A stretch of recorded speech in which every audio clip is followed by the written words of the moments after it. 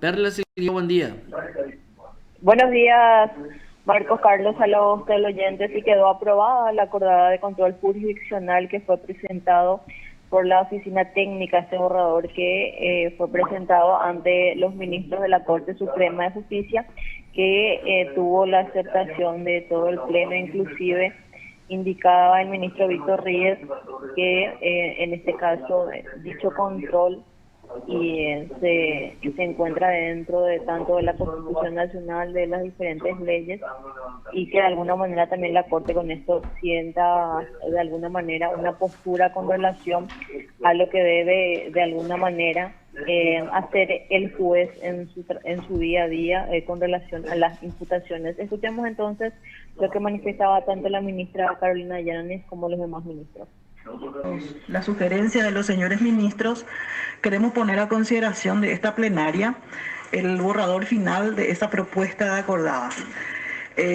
No sin antes destacar que el acta de imputación es un acto procesal esencial del sistema penal acusatorio. En virtud de ella se pone a conocimiento del justiciable los hechos que se le atribuyen, de manera que se torne operativo el ejercicio del derecho a la defensa y otras garantías que hacen al debido proceso.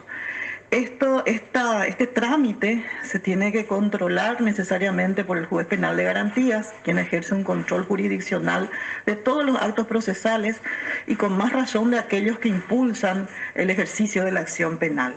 Se tiene que controlar el plazo razonable conforme al artículo 8 del Pacto de San José de Costa Rica, que obviamente forma parte de nuestro sistema normativo vigente, en cuanto a la duración de las investigaciones, conforme los hechos que están siendo puestos a su consideración, la complejidad de los mismos, la cantidad de imputados, de evidencias incautadas, etcétera, de manera que ese plazo razonable pueda aplicarse desde el inicio mismo del proceso penal.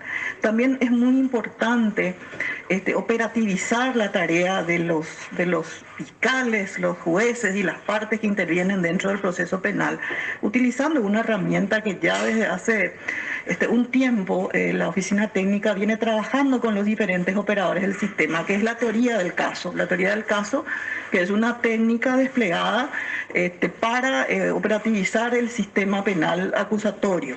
Entonces, nosotros desde la oficina técnica lo que hicimos es, con los jueces que la integran, delinear una serie de pautas de trabajo como para que los jueces puedan considerarlas al momento de ejercer el control jurisdiccional del acta de imputación y sobre todo su duración. Simplemente pongo a consideración de los señores ministros y espero su aprobación. Gracias. Ya ha singularizado este proyecto. Así de es. manera que por mi parte no tengo inconveniente para aprobarlo. Ministro Ríos.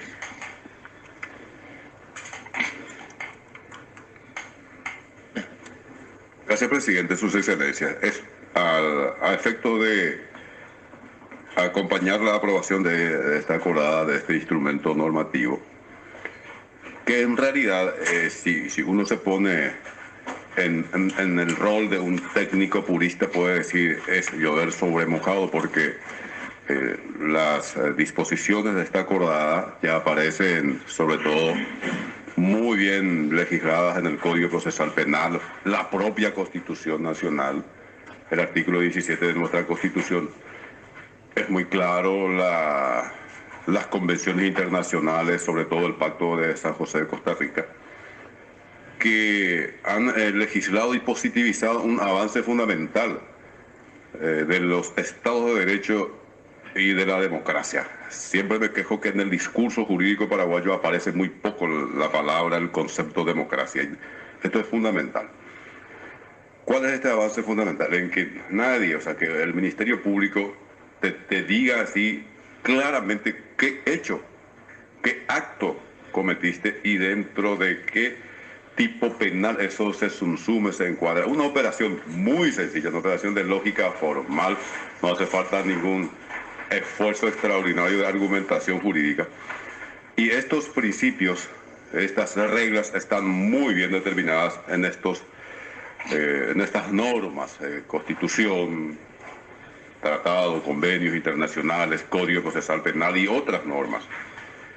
Pero sabemos que lastimosamente nuestro sistema adolece de un grave problema en cuanto a este control, a un ejercicio efectivo del control de constitucionalidad.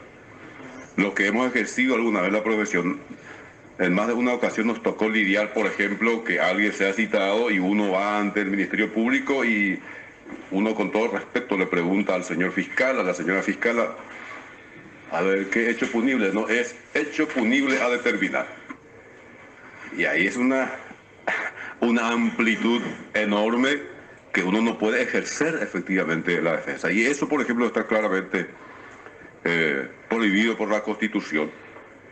Entonces uno recurría al juez de garantía, le decía, señor juez, por favor, necesito que se determine expresamente cuál es el hecho, cuáles son los hechos imputados, atribuidos a mi defendido, y el juez de garantía normalmente decía, no, es una cuestión de la fiscalía, veremos después. Y yo recuerdo un caso que prácticamente se cerró de esa manera, o sea, hizo 6 meses de investigación del fiscal sin decir exactamente, primero que no describe con precisión el hecho y menos te dice cuál es el hecho punible investigado. Esta es una flagrante violación del principio de la defensa en juicio, de claras disposiciones de la Constitución Nacional, y por eso me parece fundamental esta decisión política e institucional de la Corte Suprema de Justicia, en el sentido de decir a los señores jueces de garantías, no solamente ustedes están obligados a garantizar que se respeten estos derechos básicos, sino también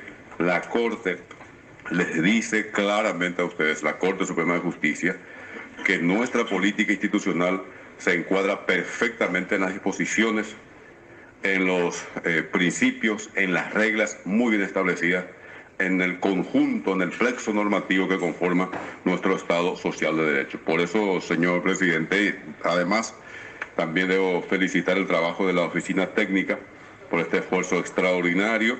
Y bueno, este es un nuevo instrumento, repito, de política institucional de la Corte Suprema de Justicia en la línea de la consolidación de la vigencia plena del Estado de Derecho y de la democracia en nuestro país. Muchas gracias, presidente. Gracias, señor ministro. Doctor Ramírez.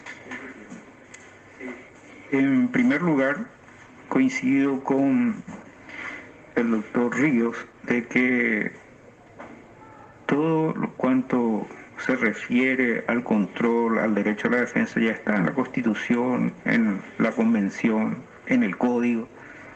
Por lo tanto, lo que se hace en la acordada es reiterar eso y además ofrecer algunas herramientas para mejorar el control, como por ejemplo, qué debe hacer o qué debería hacer el juez ante los defectos de la imputación. Porque caso contrario llega hasta la Corte Suprema de Justicia un proceso penal que se llevó con defecto y generalmente tenemos que anular todo el proceso y en algunos casos eso genera impunidad. Entonces, ante esa situación es que se ofrece un mecanismo de control efectivo. Y es importante también señalar ante críticas que se formulan en algunos espacios, de que no se pretende aquí legislar por encima de lo que establece la normativa de rango superior.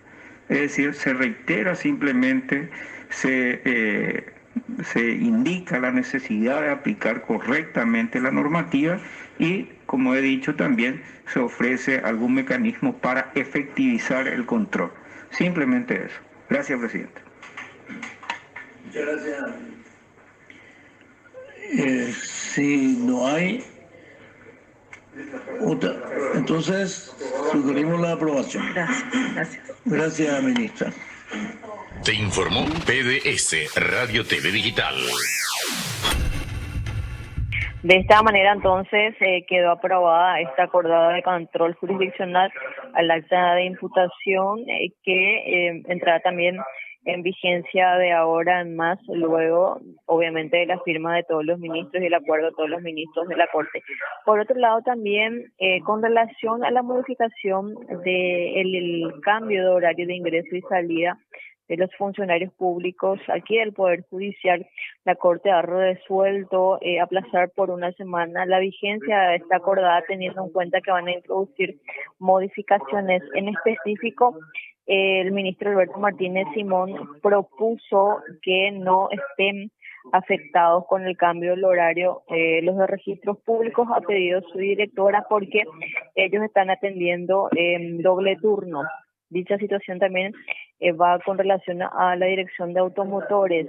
Teniendo en cuenta este pedido, entonces, lo que resolvieron es aplazar la entrada de vigencia y estudiarlo la próxima semana a fin de determinar cuáles van a ser las modificaciones y por qué solamente los jurisdiccionales van a tener que entrar a las 7:15 y los demás a las 7 de la mañana, porque teniendo en cuenta, decía el ministro Víctor Ríos, porque teniendo en cuenta de que también se debe argumentar ese cambio de horario y el por qué solamente van a ser los jurisdiccionales los que van a tener ese cambio, porque finalmente lo que se busca es evitar de alguna manera o atenuar el caos que hay en el tránsito. Así que es importante mencionar a los teleoyentes de PDS que todavía no va a entrar en vigencia el ingreso de los funcionarios de 7:15 y de salida de 13:15 horas.